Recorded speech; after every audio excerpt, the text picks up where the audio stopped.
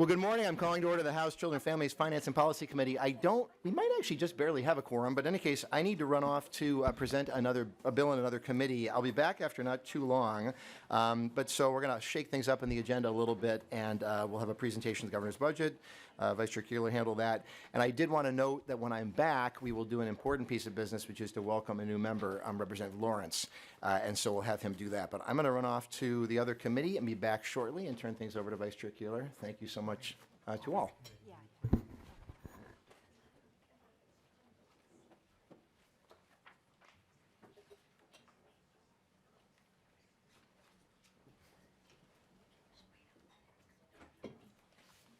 Okay, but who's presenting the governor's bill? So we're not moving the bill in front of us.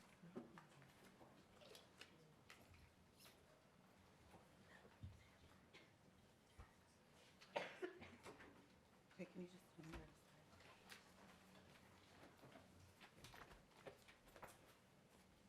aside? Okay, good morning, members. We'll start with just an overview of the governor's supplemental budget review. And I think first up we have Assistant Commissioner Tiki Brown. Is that correct?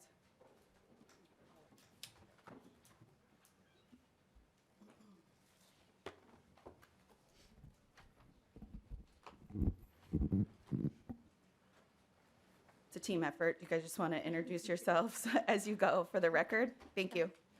Hi, Chair, members of the committee. I'm Elise Bailey. I'm the Budget Director for the Department of Human Services. I'm here with my colleague, Assistant Commissioner Tiki Brown, and we're going to go over the governor's budget recommendations today with you. Just starting with our mission, we always like to center the governor's budget really around what our goals and what our goals are for the state and our focus across all of our programs. So DHS, working with many others across the state, we strive to help people meet their basic needs so that they can live in dignity and achieve their highest potential. Oh, wrong way. This slide just kind of goes over the magnitude of impact across DHS of all of our programs. So across DCYF and DHS programs, we serve about 48% of kids across the state, 27% of adults and parents, 17% of older adults, and 37% of people with disabilities in Minnesota. Of course, we don't do this alone, and so you'll see on this slide all of the people impacted and are part of the human services system, including people served and their families, along with tribal nations, counties, providers, the federal government, you all, and providers. So we, of course, are at a point in time where we had an enormous historic budget last year. And so we're reeling from implementing all of those transformative investments. So we just want to make a quick note about what those were. We, of course, made substantial progress in improving our programs across the state and impacting more than 1.5 million people. We took important steps to strengthen the childcare industry, supporting the well-being of kids and stabilizing working families, supporting workforce crises in the home and community-based services sector, and addressing deep poverty and homelessness across the state. We had a focus on improving equitable access to behavioral health and health insurance coverage, particularly around children. And of course, we authorized the Department of Children, Youth, and Families and the Department of Drug Care and Treatment to be their own agencies with the goal to having easier access to comprehensive services and to bolster patient care. This next slide is a summary of our total budget across all of the jurisdictions. So we have 18 proposals across human services, children and families, and the health and human services jurisdictions. Our budget focuses on critical needs, such as increasing the state's capacity to serve people needing behavioral health care, including children's, deploying strategies to assist people with complex needs to leave hospital care when they no longer need it, reducing opioid overdoses through an 1115 waiver, and increasing access to care for folks exiting correctional facilities, investing in vital infrastructure supporting the child welfare system, and we'll go over that today, developing an agile response to addressing emergency needs across the state and operational needs as our agency reconfigures. The total package across all of DHS is about $47 million in the first biennium and $21 million in the second. In this jurisdiction, the total budget is about $37 million in the first biennium and $25.5 in the second. And with that, we'll go into detail on what is within this jurisdiction and the bill before us. Sounds good. Go ahead. All right, thank you. So our first slide here is supporting the child welfare infrastructure. The governor's budget I'm going to pause. Can you identify yourself for the record? Yes, thank you so much. Thanks. For the record, Tiki Brown, Assistant Commissioner for Children and Family Services at the Department of Human Services. Thank you. Go ahead. All right, our first slide here is supporting the child welfare infrastructure. The governor's budget includes $15 million in one-time state funding to transform the Social Services Information System, or SSIS, to better support positive end-user experiences and the children and families in our child welfare system. This investment provides an initial investment towards total system replacement of SSIS. More will be needed for complete modernization. This proposal unlocks, excuse me, about $15 million in federal matching funds, and it supports key steps in implementing the recommendations of a vendor assessment, which will include contracting with the software development company and contractors for system redesign, hiring minute maintenance and operations staff, and then purchasing new application technology. Funds were provided during the 2023 session, allowing for DHS and Minute to contract with a vendor who will provide the agencies with both short-term and long-term recommendations. Summer EBT, or Electronic Benefit Transfer Program funding. This recommendation provides administrative funding required to participate in the U.S. Department of Agriculture's new summer EBT program. This investment of $13.6 million in 24 and 25 and $11.5 million in 26 and 27. Beginning in the summer of 2024, summer EBT will provide $120 per child in grocery benefits over the summer to an estimated 400,000 children in Minnesota, making a major impact on food security for families. The age range of students is K through 12. This investment unlocks approximately $50 million in funding annually, or almost $100 million per biennium, with the federal government fully covering the benefit cost. With this funding, Minnesota can implement summer EBT in the summer of 2024 through a partnership with the Department of Children, Youth, and Families, the Department of Education, and the federal government. Addressing food security for Minnesotans. Minnesota communities are experiencing record demand for food resources in their communities. This proposal provides critical funding to support food security in our state and invests $5 million in one-time funds in fiscal year 2025. This recommendation includes $1 million for the American Indian Food Sovereignty Funding Program, $2 million for food shelves under the Minnesota Food Shelf Program, and $2 million for Minnesota's 6 regional food banks. This recommendation helps meet high demand for food shelves caused by high food prices and the end of pandemic programs like Emergency SNAP. The opioid allocation modifications and sunset elimination is a budget-neutral proposal that improves investments in child welfare from the opioid epidemic response account and ensures that resources are available ongoing to support Minnesota communities. This proposal eliminates a sunset on fees collected by opioid manufacturers and distributors to ensure that there is ongoing funding to address the continued escalating detrimental impacts of the opioid crisis. It updates the formula used to distribute child welfare investments to ensure consistency for local communities and to maintain the availability of funds when positive outcomes are seen. The next slide is on weighted risk systems for licensed childcare. This proposal implements a new tiered weighted risk system to evaluate licensing compliance for childcare centers and for family childcare providers. This new system replaces Minnesota's childcare fix-it tickets under 245.065. It provides a tiered enforcement framework that is weighted to reflect the level of risk for each childcare licensing regulation. It promotes consistency by standardizing the enforcement of licensing rules throughout the state. It prioritizes resources for providers who need assistance and support most by tiering regulation violations by risk level, and it reflects work between the department and community partners to modernize childcare licensing. Transition to the Department of Children, Youth, and Families. The government's, oops, I think it's out of. oh, I might be out of order here, I'm sorry.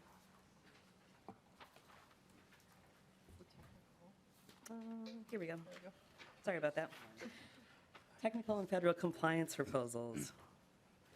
This proposal will invest $508,000 in federal fiscal year '25 and $939,000 in fiscal year '26 and '27 to implement and ensure compliance with federal laws and regulations due to the recent changes to SNAP and TANF that were passed as part of the federal debt ceiling agreement, to ensure compliance with federal laws regarding labor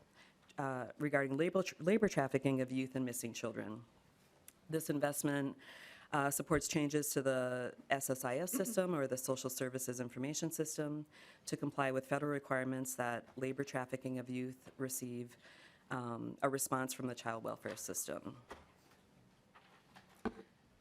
In addition, the investment supports changes to the Maxis eligibility system to raise the age at which adults without dependents may be exempted from SNAP work requirements from 49 to 54. It exempts veterans, people experiencing homelessness, and former foster youth under the age of 25 from SNAP work requirements. In addition to system costs, this proposal includes 4 FTEs to provide technical assistance to counties and tribal nations to implement new SNAP policies and procedures. And it adds additional support for adapting the reporting to compensate for workarounds that will be used until changes can be made in our Maxis computer system.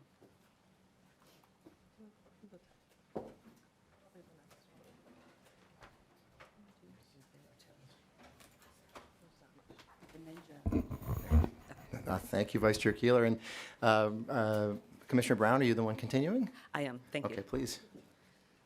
Okay. This proposal also has a budget bill technical cleanup on page 72, which makes technical changes to ensure that DHS can carry out policy changes approved by the 2023 legislature. It fixes critical errors, carry forward amounts, effective dates, and offers technical changes. It is a budget neutral addition.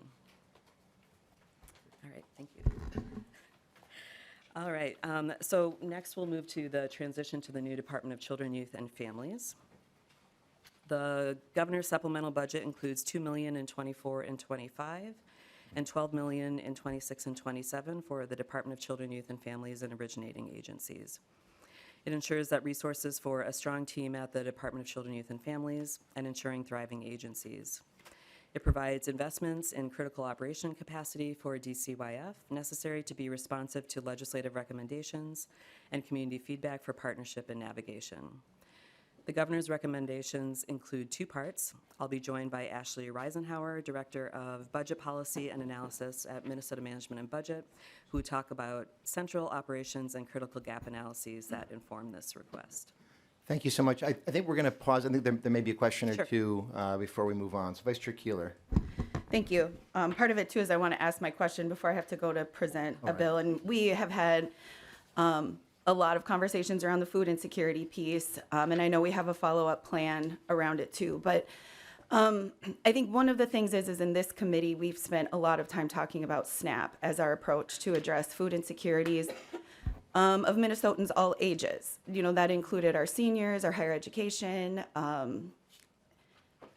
individuals to help support, you know, applying in the process. And then this comes in with a very high request for the EBT summer program, which is really only focused on our K-12 individuals, and then looks like a pretty small amount towards food insecurities towards the rest of Minnesota.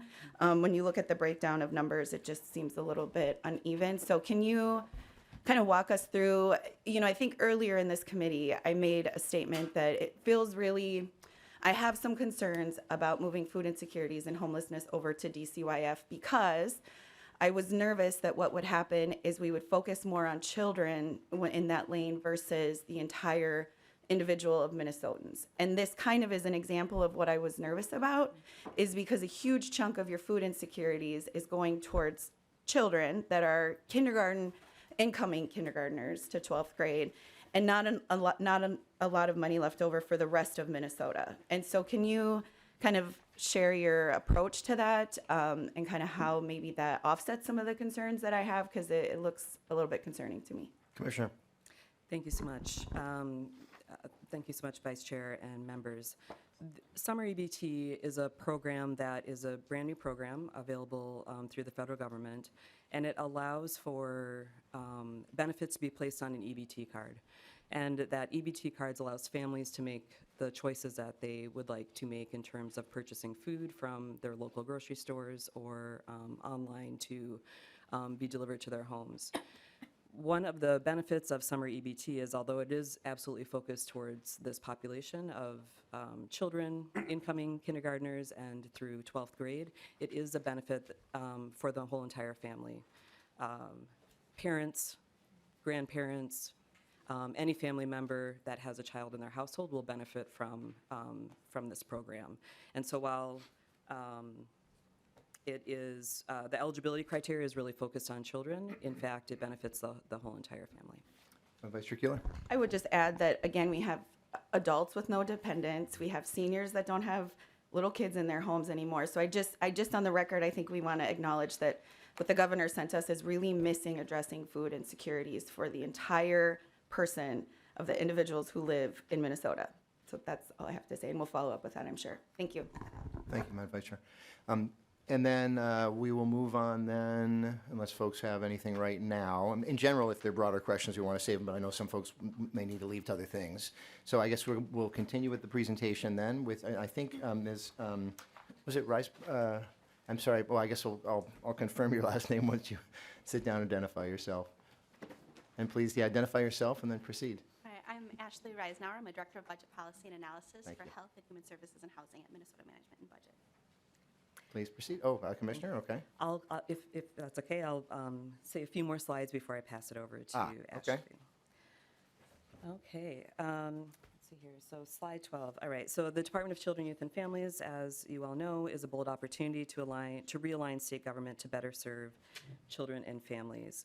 The supplemental budget proposal is the work of last year's legislative session. It builds upon the work of last year's legislative session to implement priority investments at the new agency and ensure that all impacted agencies can continue to deliver high-quality services. All right, so this budget request is distinct from what was funded during the DCYF establishing legislation, which is a one-time funding for the two-year transition and planning process. The only ongoing resources appropriated last year were for the Department of Children, Youth, and Families executive team, with amounts available on the slide. Based on the legislative recommendations and community feedback, the supplemental budget proposal includes leadership roles to support stronger relationships with counties and tribes, family navigation, and coordination of services for children who have disabilities and children's mental health. Specifically, heard through engagement was the need for more focused leadership in tribal relations and consultation and improved coordination in improved coordinated relationships with tribal programs. We've gathered specific feedback from other states and continue to build relationships through the transition process. The DCYF establishing legislation directed the administration to develop a specific structure for partnerships with tribes and counties. Based on our engagement and consultation with tribes and ongoing partnership and dialogue with the counties, the governor is recommending establishing and managing an intergovernmental advisory committee and investing in ongoing county and tribal engagement. This model is similar to the State Community Health Services Advisory Committee, which is housed at the Department of Health. This proposal also includes coordinating enterprise programs for children who have disabilities and children's mental health, and creating resources to begin a pilot and launch a family navigation team that could work with engagement and programs across state-level programs and systems. Next, we will describe the larger portion of the proposal that addresses critical gaps in central operation functions at the Department of Children, Youth, and Families and the originating agencies as identified through proportional analyses. I will hand the presentation over now to Ashley Reisenauer from the Director of Budget Policy and Analysis at Minnesota Management and Budget. Okay, Director Reisenauer, I'm glad to have you with us. You had identified yourself before, so please continue. Good morning. Thank you. As Assistant Commissioner Brown mentioned, the enabling DCYF legislation funded a 2-year planning process and some specific one-time costs, such as upgrading a cost allocation system. The only ongoing costs were for the executive team, but it articulated a need for ongoing research and need to be done to identify those specific critical gaps and resource needs. So the DCYF legislation does direct that a proportional amount of the base and resources supporting DCYF programs transferring from originating agencies, but it doesn't name or quantify those. Since the end of the 2023 session, MMB budget analysts and finance teams at the Departments of Human Services and Education have been working to really dig into the details about how to operationalize that proportional transfer. The Implementation Office has also been working in partnership to understand how, when, and where those teams can transition and where there might be critical gaps that impact agency and program functions. So this proposal is really the result of all of that work. As seen on the slides, to start with, we identified the total resources needed for central operations at DCYF. So this included building a staffing model with agency experts in central operations areas, things like finance, compliance, human resources. We also conducted evaluation and interviews across comparable state agencies. Our next step was looking at resources that are available to transfer. So this started by identifying the proportional resources that are used to administer programs that will be moving to the new DCYF. Then we analyzed what are the critical gaps and impacts if those proportional resources are transferred from current agencies. The analysis included plans to restructure teams, to redistribute work in response to the newly sized functions. It also looked at opportunities for short-term and long-term interagency agreements to share across agencies. Only the critical gaps that could not be addressed through one of those options were considered for this proposal. So the difference between those total resources needed and those available to transfer is what's included in the proposal. It represents those gaps that, if left unresolved, will have impacts on program administration, financial functions, and external relationships of DCYF and impacted agencies. Based on that research, it's estimated that DCYF will need about 173 FTEs in their central operations, for performing things like finance, human resources, contracts, and grants management.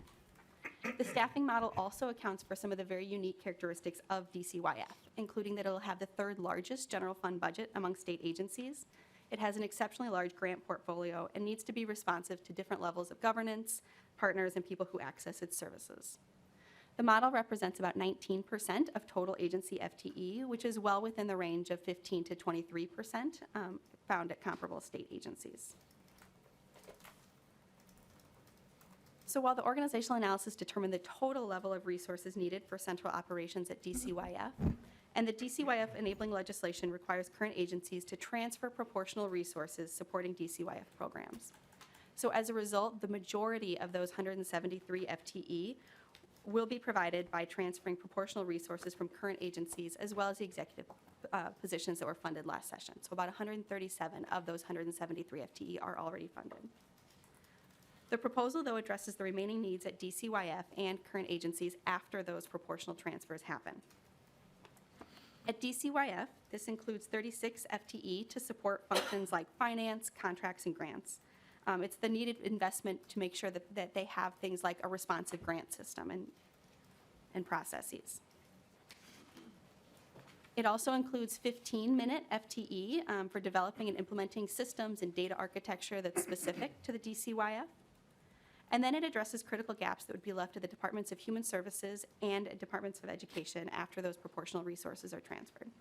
So as I mentioned earlier, agencies are planning to restructure and redistribute work in response to newly sized functions. They're leveraging opportunities for interagency agreements, but there were some critical gaps that couldn't be addressed through those. For example, the DCYF legislation requires a proportional transfer of resources.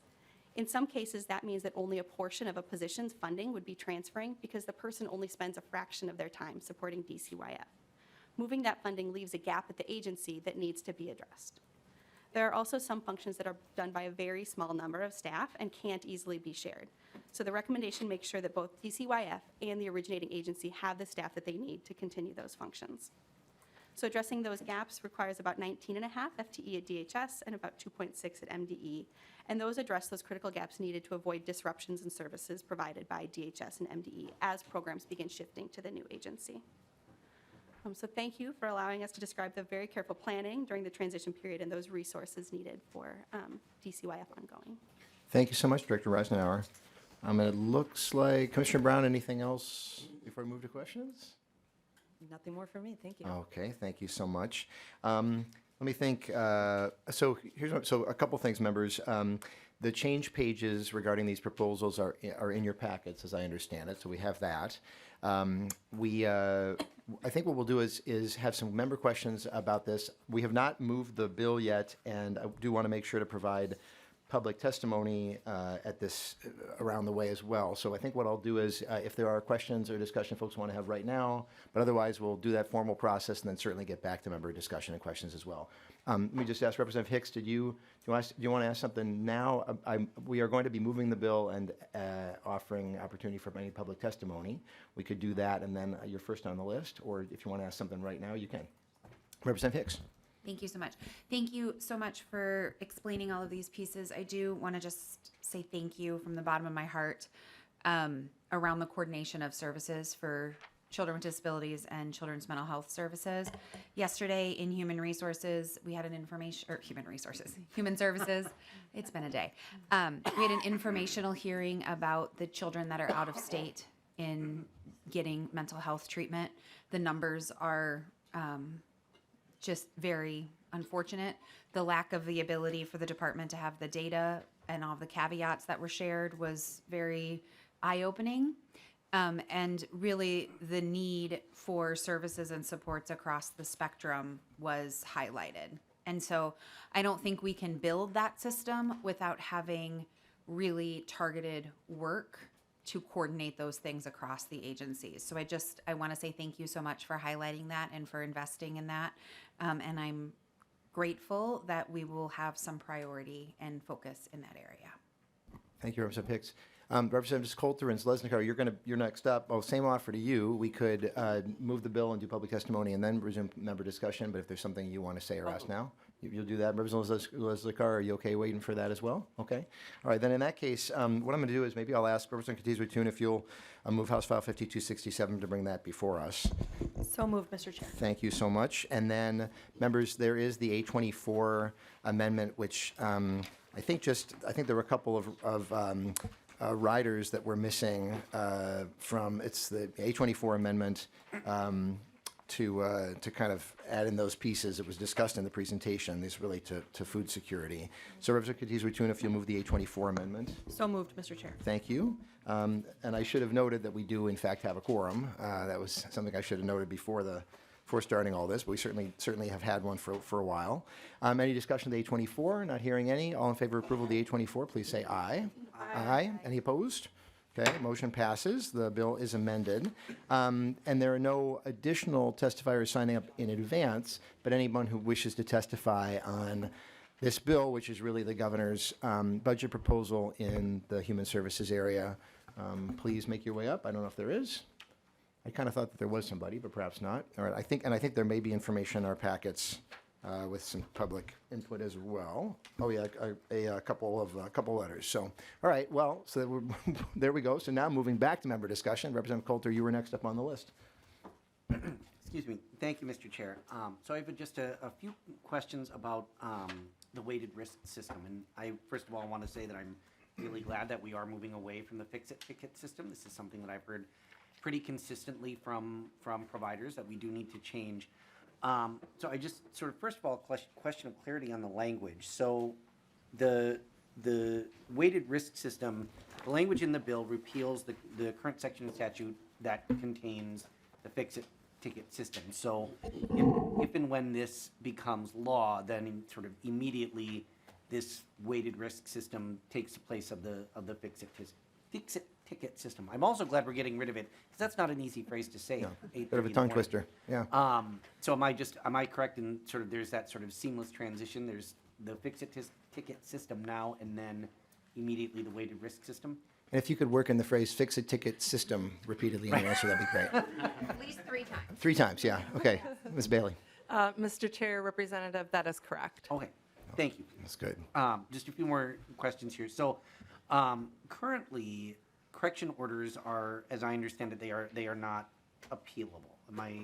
That is to say that these are sort of internal decisions within the department, that there is no process for appeal to say an ALJ or anything beyond that.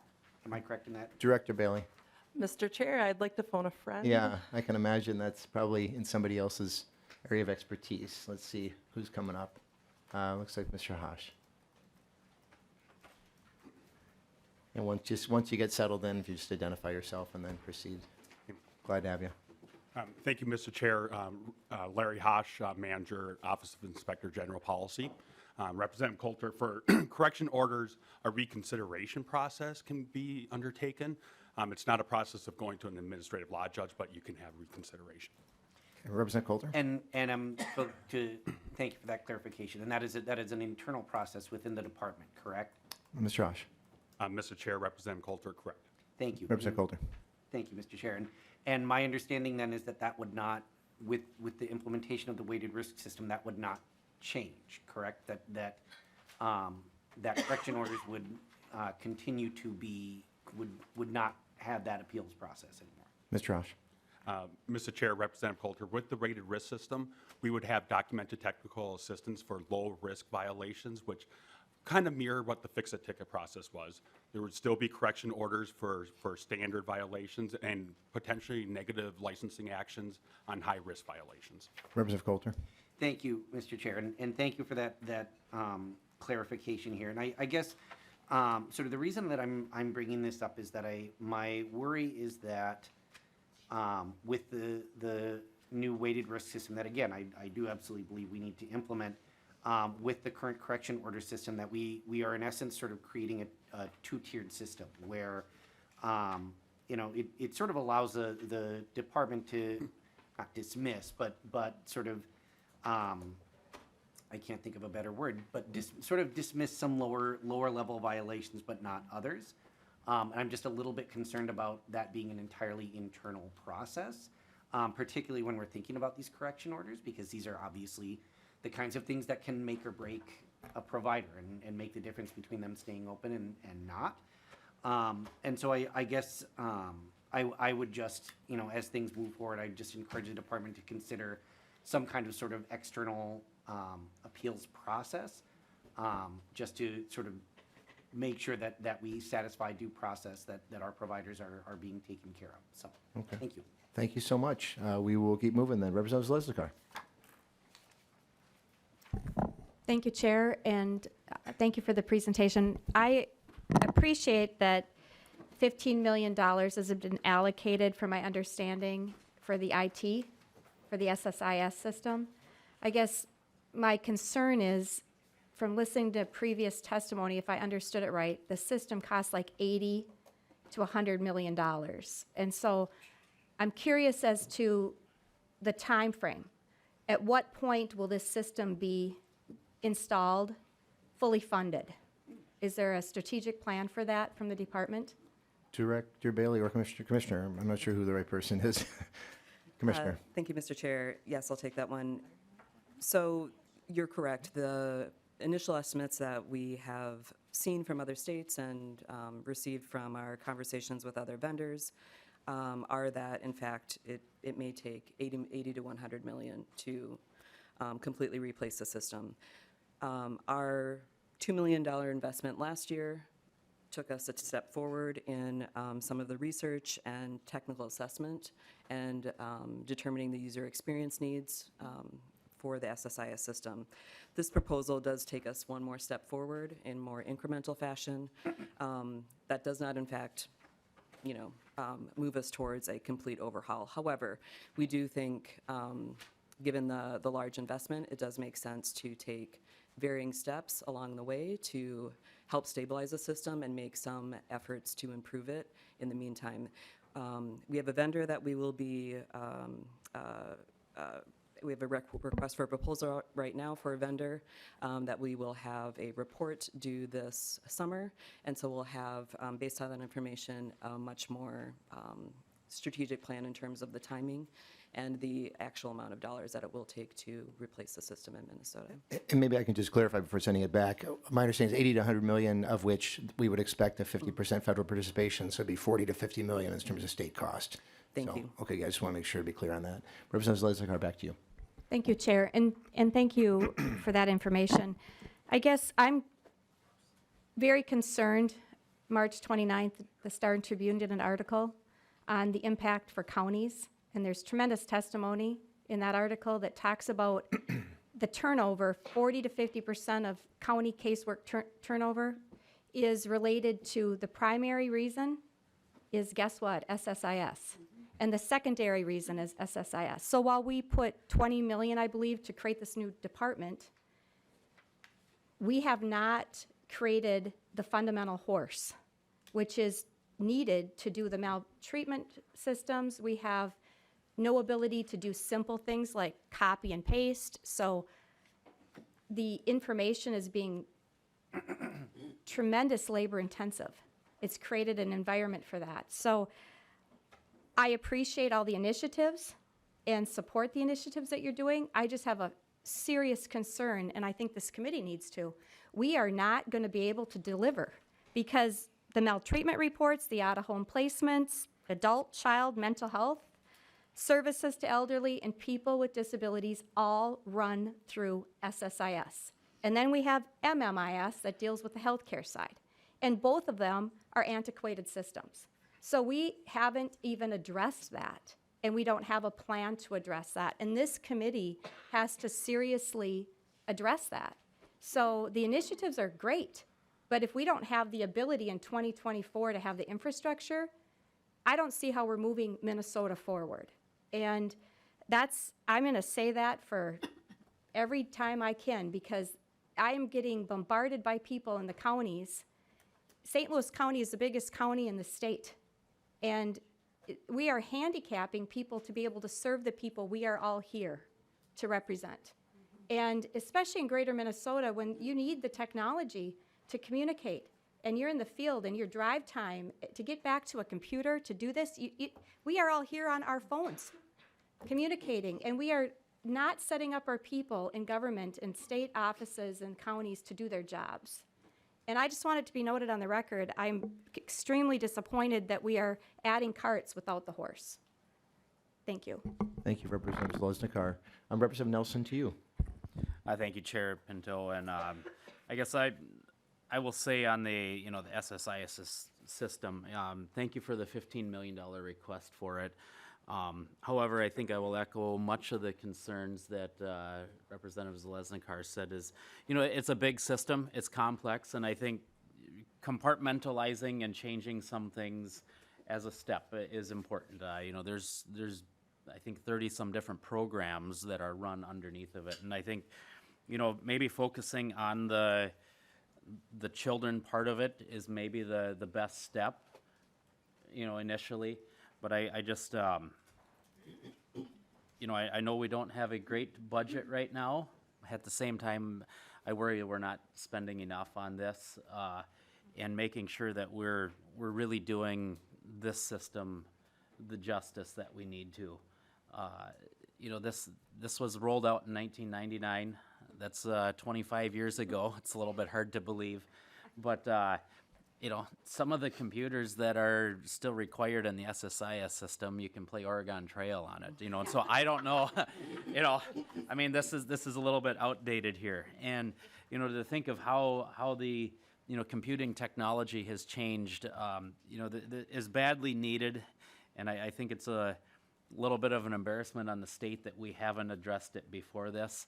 But I am thankful that it is being addressed, and I think if there's any way we can find in the cushions some additional resources to be able to make a bigger impact on the SSIS system. But thank you for your work on this, and I think it's something that we need to continue to work on, because our social workers are really frustrated with the system, and many of them are not doing really the work that they want to be with the actual children and the families that they're there to serve. And they're frustrated with the technology that they're being required to use. So thank you for the investment, but at the same time, Chair Pinto, I would ask if there's any way we can find any more, let's do that. Thank you, Representative Nelson. Representative Katiz-O'Toole, you're up next. Thank you, Mr. Chair. And I want to echo the frustration and the concerns of my colleagues. on both sides of the aisle. I mean, this is something that we've been talking about all session. We've been talking about this for years. And I want to acknowledge the frustration that the department currently has with the system. It is not that you think everything is unicorns and rainbows. I mean, I know that your staff and the counties are struggling under the weight of this system. And this is not a problem that happened overnight. It didn't happen from 2023 to 2024. It didn't happen from 2017 to 2018. 25 years we've been working. And these changes, the leaps and bounds that technology does overnight sometimes is just really hard to keep up with. So, I mean, acknowledging that this has been a struggle, this is not something that we are going to be able to fix overnight, because setting up a system for success for the future takes time.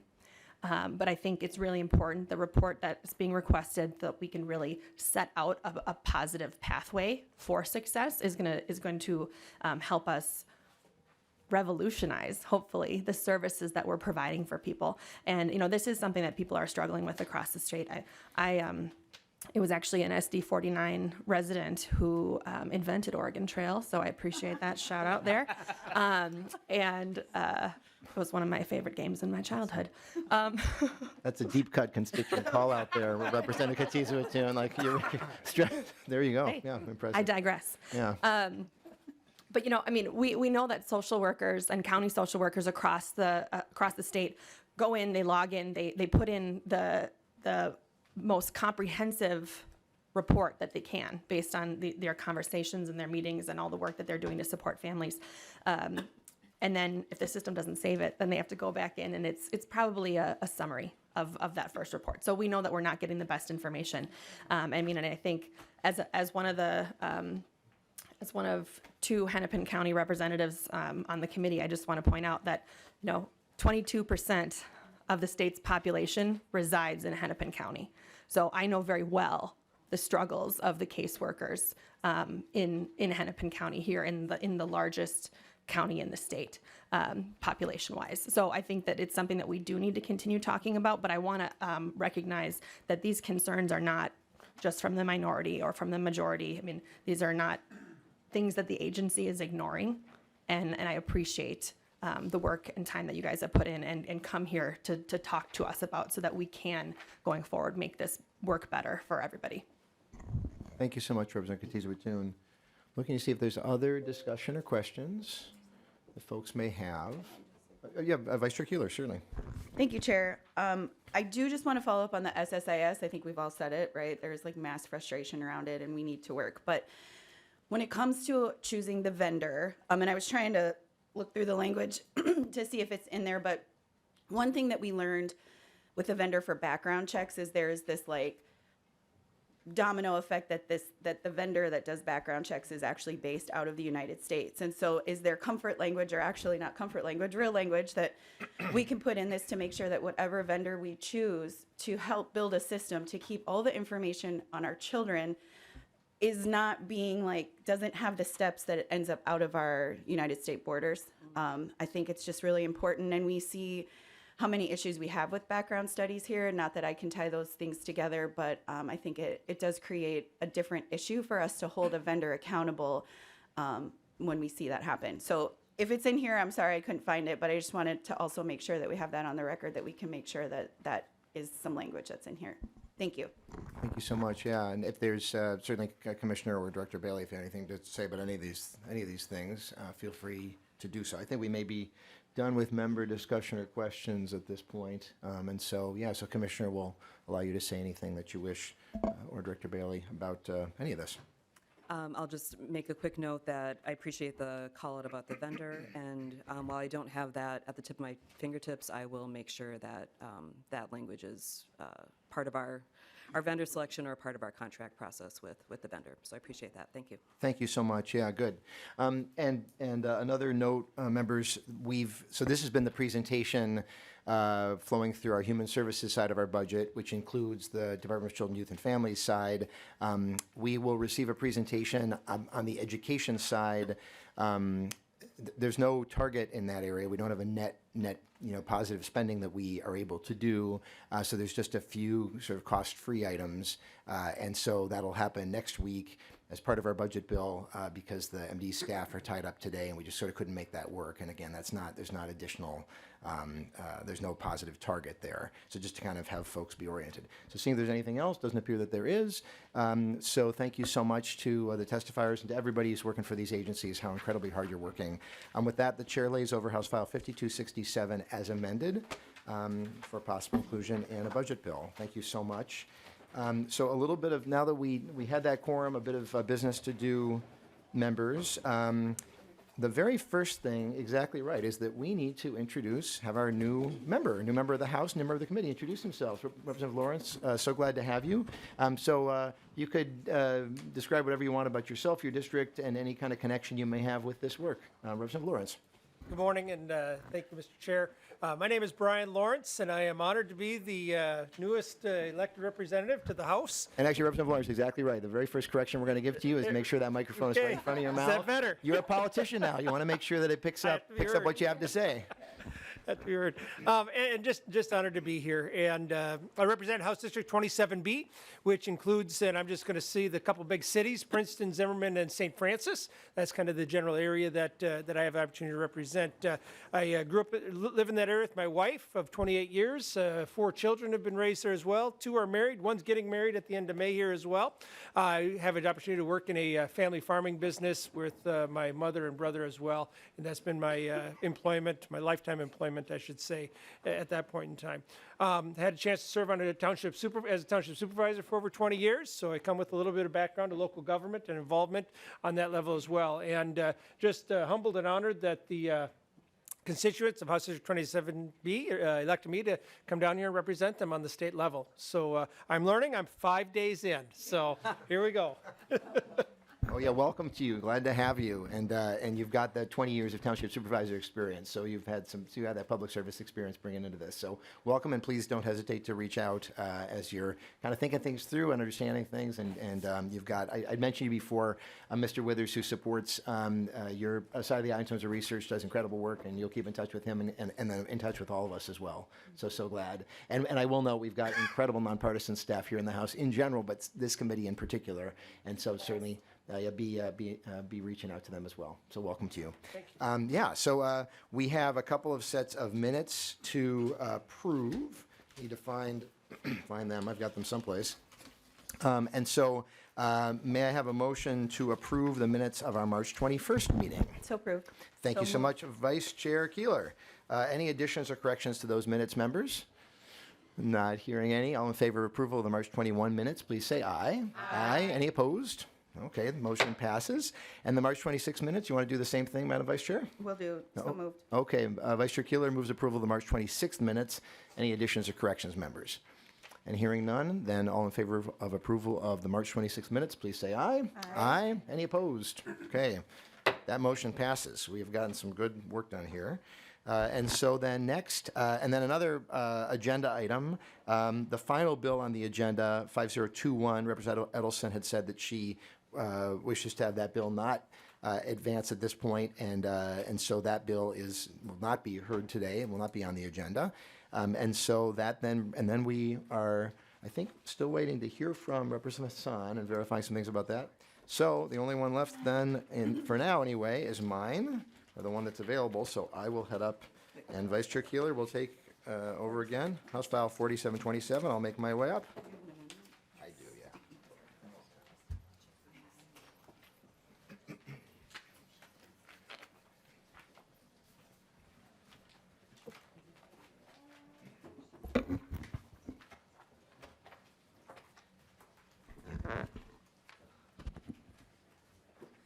And so, Madam Chair, if I may, I'll move the House File 4727 to bring that before the committee. It's got a cost, so it'll need to just stay here.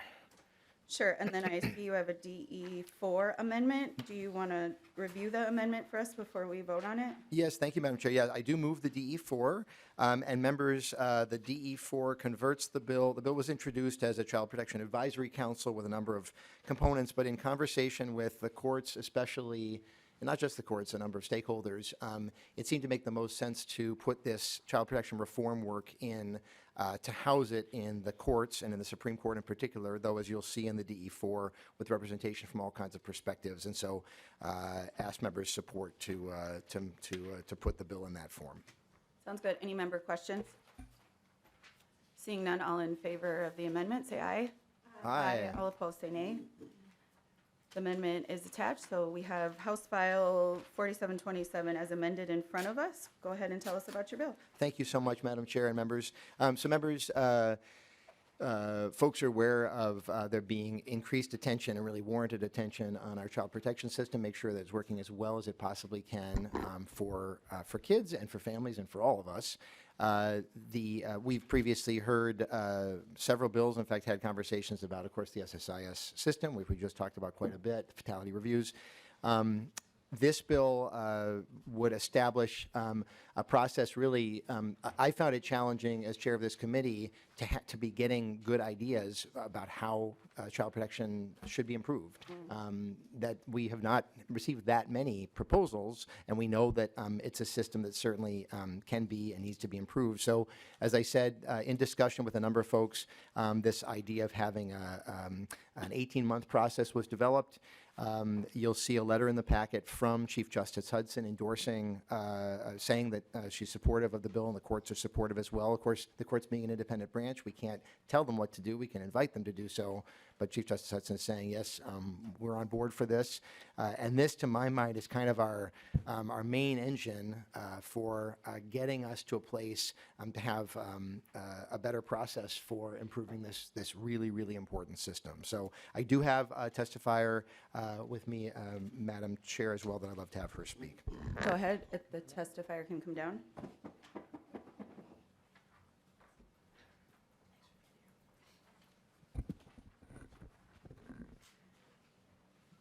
Hi. Going to introduce yourself for the record and continue? Sure, thank you. My name is Dr. Tracy Laliberty, and I run a research and training center at the University of Minnesota called the Center for Advanced Studies in Child Welfare.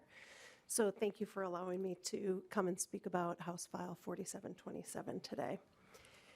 It's a pretty straightforward bill, so I'll keep my remarks brief. As many of you know, in 2014 and 15, then Governor Mark Dayton issued an order to create a task force on the protection of children following the death of 6-year-old Eric Dean. At the time, and I'd argue still today, there was considerable conflict among advocates and professionals in the field as to what constitutes best practice in child welfare, practices to ensure child safety, and how to address the burgeoning racial disparities that we have in Minnesota. The governor's task force was charged with examining and making reform recommendations for what is referred to as the front end of the system, as well as the child fatality review process. Some might wonder why we would need an additional body to re-examine the child welfare system and take the approach that the bill takes that is in front of you today.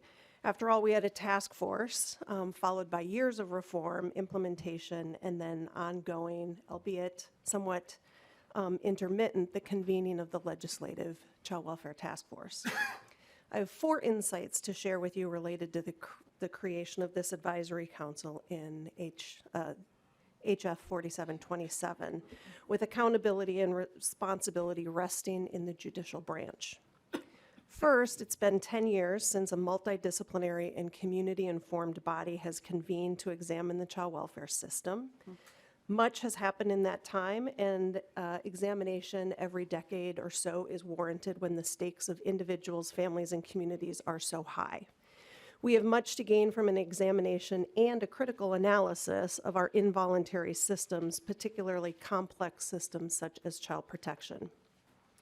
Second, HF 4727 proposes to examine the full scope of the child protection system, while the 2015 task force examined only part. Again, it was the front end of the system. Areas needing critical examination and improvement extend across child protection, the child protection continuum, and are not centralized to the front end of the system. An example of that might be the high rates of foster care reentry. A third area of merit for HF 4727 is its positioning within the judicial branch of government. We've seen across the country that when advisory groups such as this are convened, their success is marked by the ability and the authority to affect actual change and impact accountability pathways. Numerous areas of examination by this body will lie within the court's jurisdiction. Having judicial engagement at the leadership level will be important. That said, I make that observation with some caveats.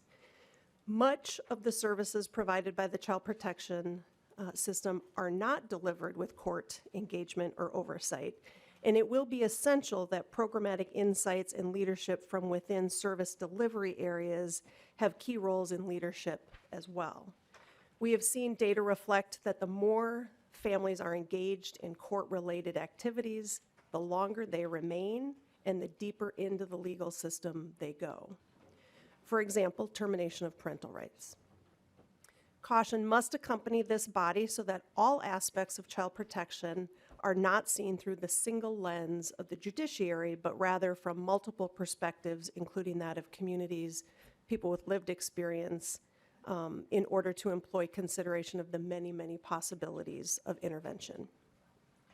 The fourth and final area that I will comment on is the construct of time. While the task force of 2014-2015 was given just 6 months to complete their work, the proposed advisory council will have 16 months, nearly an extra year. This extended time frame is essential to being able to complete the work outlined in this bill. I would hazard a guess that the council will be quite challenged, in fact, to get it done in this time frame, given the comprehensive look at this very complex system. Defining and operationalizing the scope of the council's work will perhaps be the most critical element of their work overall.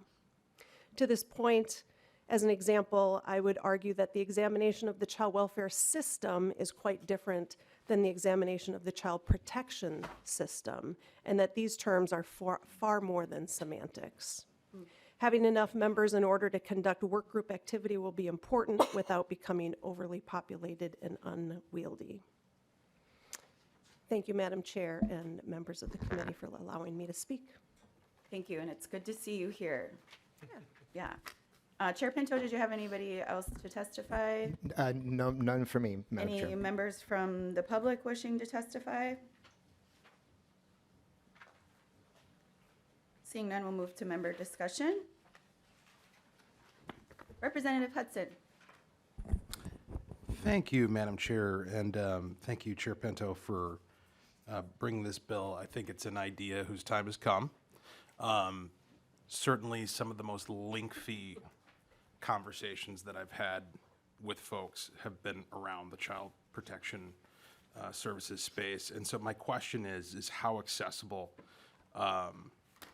is this process going to be for the public? I think that a lot of times when somebody comes to me with a story, and it's always a story, and there's always a lot of nuances to it, what I tell them is, well, what we need to do is sit down and figure out like the nuts and bolts of where the problem is and develop some sort of proposal, legislative solution to fix whatever the issue is. And it sounds like that's what the purpose of this council is in a more comprehensive way.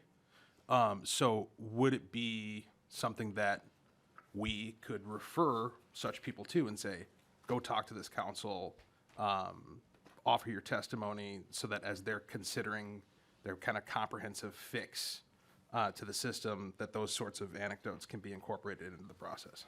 Chair Pinto. Thank you, Madam Chair. Thanks, Representative Hudson, for the that's a really good question and thoughtful. And I guess so yes, absolutely. I'm direct your attention to line 2.27, 2.28, that one of the duties is to consult with individuals with lived experience in the system, in addition to having representation on the council from folks with lived experience, but that actually consulting with such individuals is important. You'll note that those lines include surveys and focus groups, but then also just say including consultation with.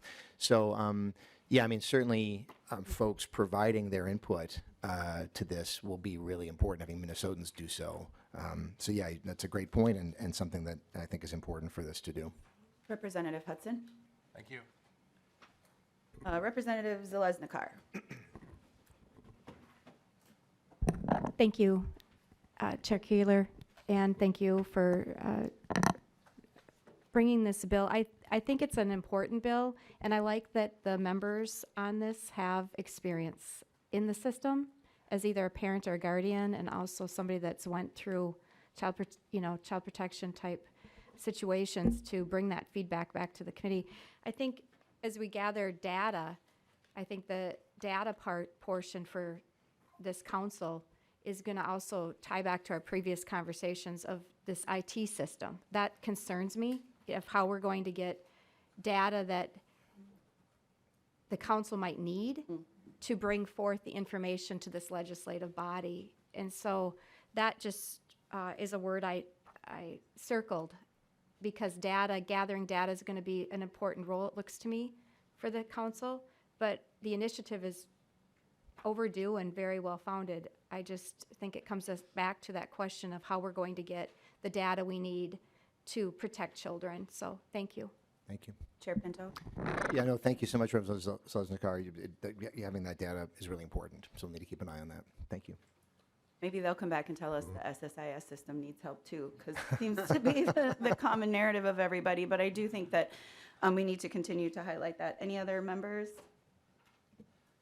I'll just add, I do have a couple questions that I do just want to add more for like understanding of a council. So 1.12 and 1.13 talks about the members of the legislature. So it's the first time that I've seen where it's just one appointment from the House and one appointment from the Senate, which only makes me nervous because we're a two-party system. And does that mean, like, in my mind, it should be 2 members from the House, 2 members from the Senate, so that we're all able to be at the table? Is that intentional, or can somebody walk me through that? Yes, thank you, Madam Chair. So actually, it's actually one member from the majority appointed by the Speaker of the House or the Senate Majority Leader, one member appointed by the Minority Leader of the House or the Senate Minority Leader. So actually, in practice, the way this would work is it would be one member from the Majority Party, one member from the Minority Party. And I agree that I feel like I've more commonly seen 4, and I'm trying to remember. I'm not sure if Ms. Sunderman remembers. Like, I feel like this is modeled on other examples where there have been only 2, but I may be wrong about that. I'm not sure if Ms. Sunderman can help, Madam Chair, if you're okay with that. Go ahead, Ms. Sunderman. Madam Chair and members, I believe this decision was made so the council didn't get too big. Because if there were 4 members of the legislature, that would significantly increase the size of the council. That was a choice made by the author and the advocates. Rep. Hansen, did you have something you wanted to follow up on this about? Just another question. Oh, okay. Sorry about this. Okay. That's fine. I just kind of wanted to bring it to our attention. I feel like for me, I just need to have some better understanding of that piece. I understand the size. I just think we come to this with maybe different perspectives that are valuable for us all to have in this process. So there's that. The other thing is the line below that when we talk about representation from tribes. Are we making sure that it's tribal courts? Because I think, our tribal nations and our tribal courts, if there's, what is your intention maybe from that representation lane? Thank you, Madam Chair. Yeah, I'm trying now to recall. I'm not sure if Ms. Senator can help me, because we definitely had this line at the direction, and I'm trying to remember exactly where, but it was not something that sort of I came up with, and so I may need to look in my notes, remind myself about that, about exactly what and who was contemplated. I will say, well, yeah, and I don't know if Ms. Sunderman happens to remember that, but otherwise I may need to get back to you on that before we would finalize this. Madam Chair and members, I believe, I don't recall whether there was a specific decision as to whether it would be tribal courts or not. I think part of the goal of some of the membership language was to keep some level of flexibility for the appointing authorities. I would just add it. I would say add that as an option, and then you know where I'm going with this, right? Is so we have somebody at the table with deep knowledge and understanding of how ICWA is implemented in the crosshairs of our tribal courts and our state Supreme Court. So that's all I'm trying to make sure that we address and clean up and make very clear, Chair. And Madam Chair, if I may just note on that, the rest of these lines are all, you'll note, kind of general. It says members representing Indian tribes appointed by MIAC. And so I think the thought is that sort of MIAC has the ability to kind of say, here's what we want from tribal courts, or we want from tribal social services. So it's quite flexible. It may well, I totally get your point, and so we can continue talking about maybe making a reference to tribal courts in particular. I think my thinking was that my act sort of has the flexibility to go in any direction for tribal representation. But yeah, happy to continue talking with you, Chair, about that. That's great. Thank you. Chair. Any other questions? Rep. Hansen. Thank you, Chair, and thank you, Chair Pinto, for bringing this bill forward. I just have a question about, I just want to understand that, like, the kind of overall goal of this. Is this, to put it simply, is this more of a goal to address prevention or reflection? Chair Pinto. Thank you, Madam Chair. I feel like I get what you're saying with prevention. I maybe need to have you explain to me reflection. I feel like I'm confused. Rep. Hansen. Thank you, Chair. And I was trying to be short because I know we're short on time. But I'm trying to think, is the goal of this to look forward or look backwards? Because if we look at the kids that end up in our system, you know, we know that there's too many. We know there's disproportionate outcomes. We know SSIS is causing all these issues. And we can agree, I think, on this committee at least, that SSIS does perpetuate a lot of the problems that we see with kids coming through the system and the failure to support in the ways that we need.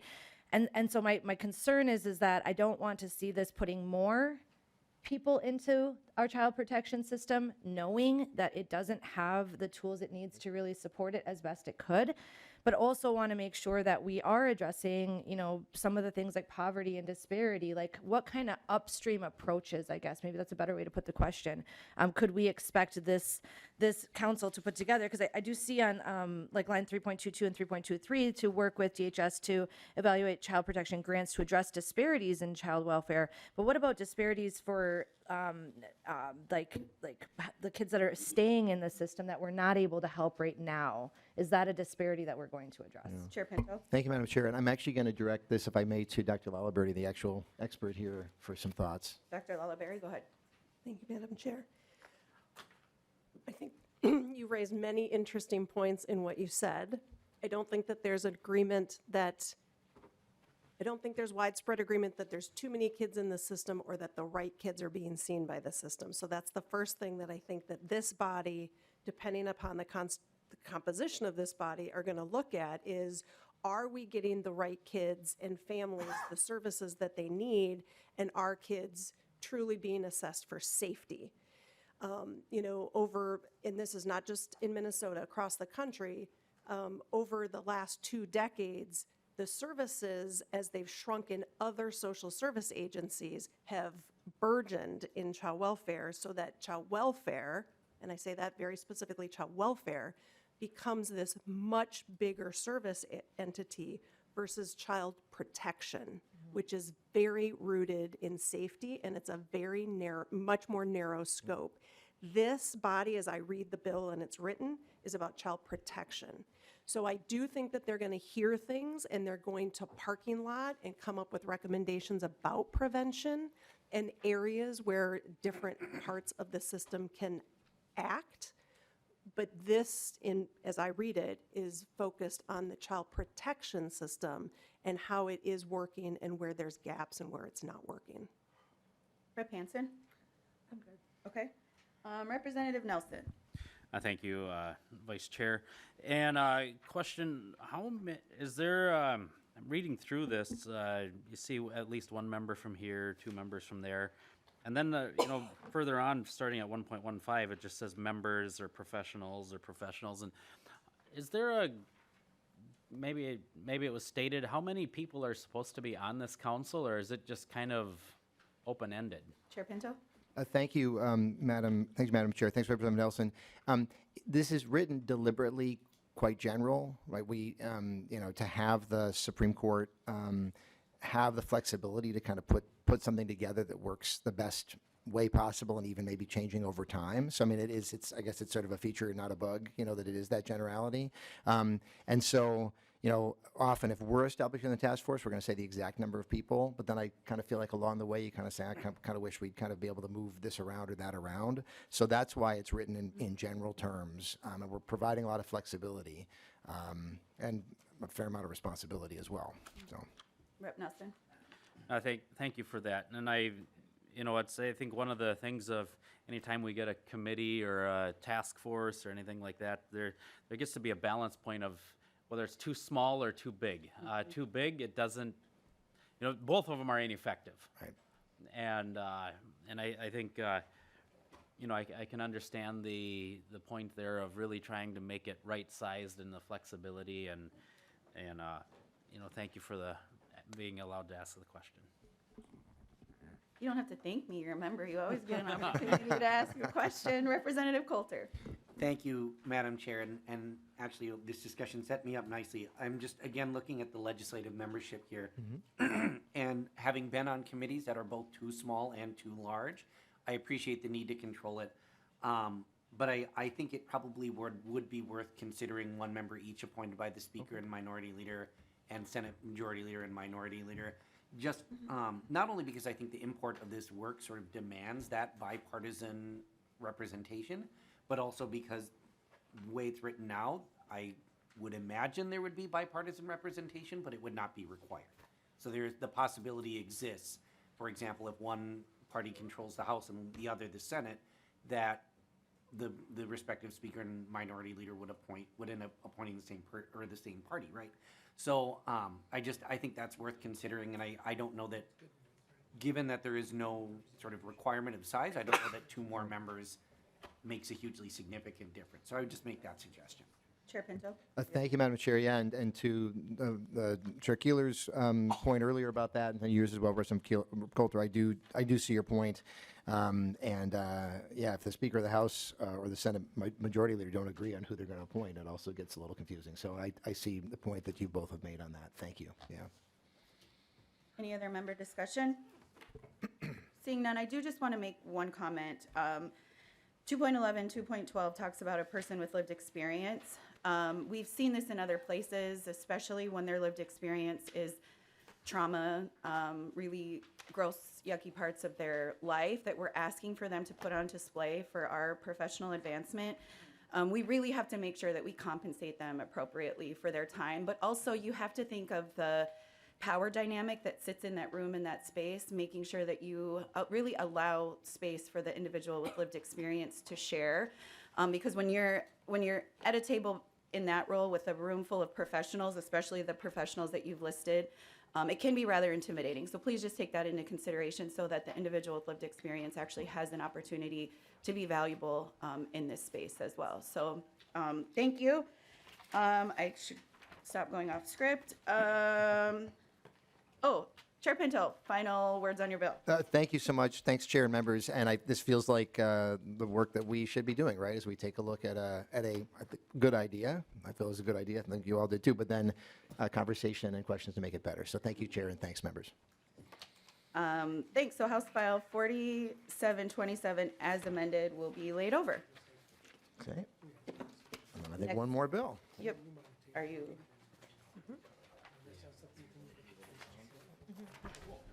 So next up, we're going to do House File 3689. It's a Rep. Hassan bill, but today we're going to have Representative Hassan presenting as the chair gets settled.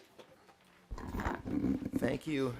Thank you, Vice Chair Keeler, and thank you, Representative Hassan, for stepping in for Representative Hassan. Representative Hassan moves House File 3689 for placement on the General Register, and there's the A2 Authors Amendment. And as I understand, the A2 was developed in consultation with DHS, just taking into account some technical assistance that the agency has. And I should note that House File 3689 was before the committee previously. We were not sure, I think, about a cost and also some of these technical issues. Found out there's not a cost, and then the technical issues are addressed in the A2. So, Representative Hassan, you're moving the A2 amendment, yes? Yes, Chair. Okay. Any discussion to the A2 amendment, members? Hearing none, all in favor of approval of the A2 amendment, please say aye. Aye. Any opposed? Okay. Motion passes. Bill is amended. And Representative Hassan, I don't know if you go for it, Representative Hassan, on Representative Hassan's bill. Thank you, Chair, and thank you for allowing me to step in for Representative Hassan today. I really appreciate that. The House File 3689 is a development from the 2022 Office of Legislator Auditor Report on child protection removals and reunifications. This is a recommendation from that work asking us to create a simple and easy to understand summary for parents, and so they know what the reunification plan is. We know that these documents can sometimes be 15 to 30 or more pages long, especially for folks with large families, and that can be really overwhelming as folks are trying to determine what they need to do and what steps they need to take in order to reach that reunification goal that we all have in mind. And so that's what the bill is before you. Again, the amendment, as the chair said, reflects the consultation with the department, making sure that this is cost neutral and implementable.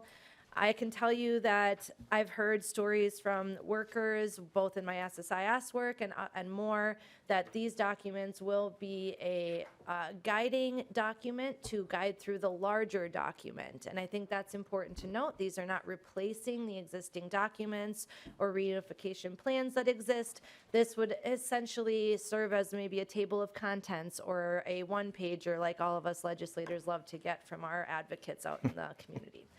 So I think that's important. We know that the easy to understand piece of it is important as well. We've found that a lot of these documents contain legalese that are not a first language for a lot of us. And so making sure these are done in an easy to understand format is important as well.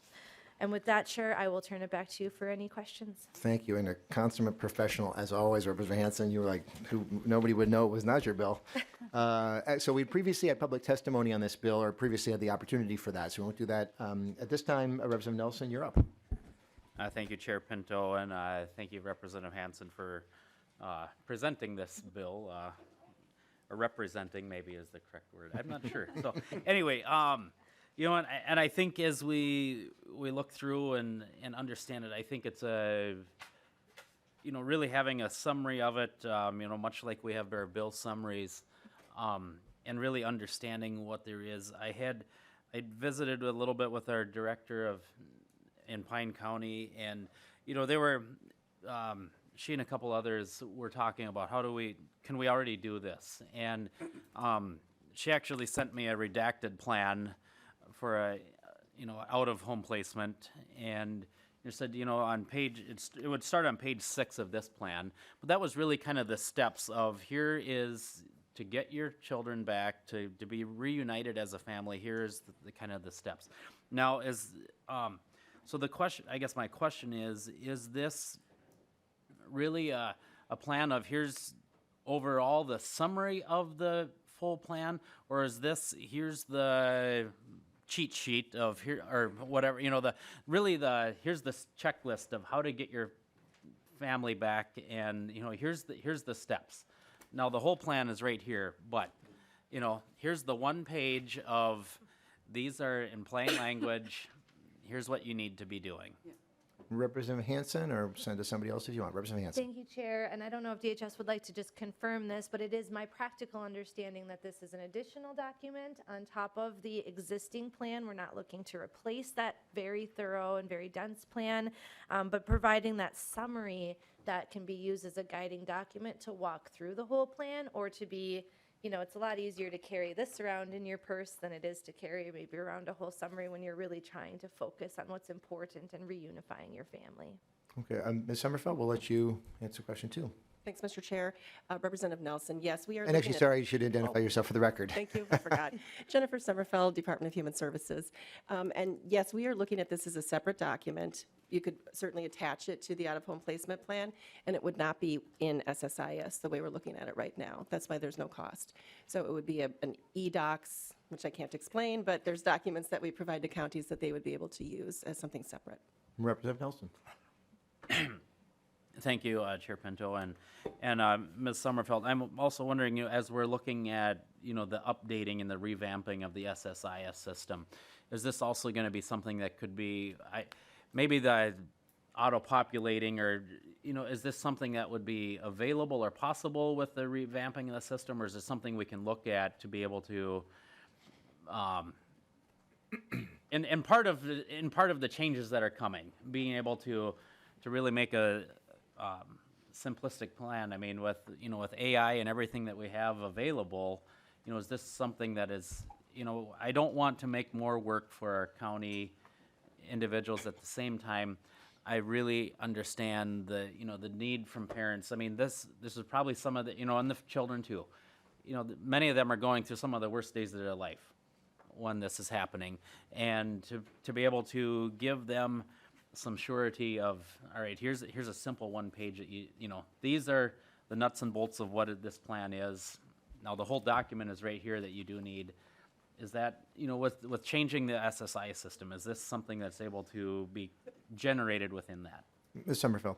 Mr. Chair, Representative Nelson, so I'm not an IT person, so I can't say exactly how it would work, but in fact, that is one of our goals. As we're looking at modernization of the system, some of the things we would be looking at is making things easier for child protection caseworkers, and making sure this could autofill in some way or be generated, as you said, using AI is certainly something we would be looking at. Representative Nelson? Okay. Thank you. No problem. Anybody else? Representative Hudson. Thank you, Mr. Chair. And just to continue off of Representative Nelson's comments, and now that we have you at our disposal, Ms. Sommerfeld, I just want to ask, is there any concern about the ability to effectively summarize these plans? I mean, just looking at this bill, the description of what the plan is 4 pages long. I mean, it goes from 2.9 to 6.7, and that's just describing what's in the plan.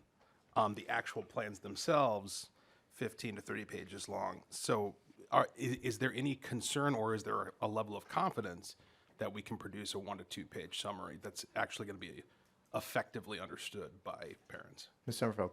Mr. Chair, Representative Hudson, well, you're right, it is a lot of information. I think we do have some belief that we will be able to put something together, that it will not be a one-page document. It will have to be about 2 pages to make sure we have a checklist. And I've been part of internal meetings with folks talking about the way it might be formulated would be, here's a description, you must do this, and here's the goal and reason why, in a couple of very plain language sentences to make sure that folks understand, not just you must go to mental health treatment once a week with this provider or whatever it is, but what your goal is for that, for outcomes. So it will also help parents that way. That's what we're envisioning. Representative Hudson.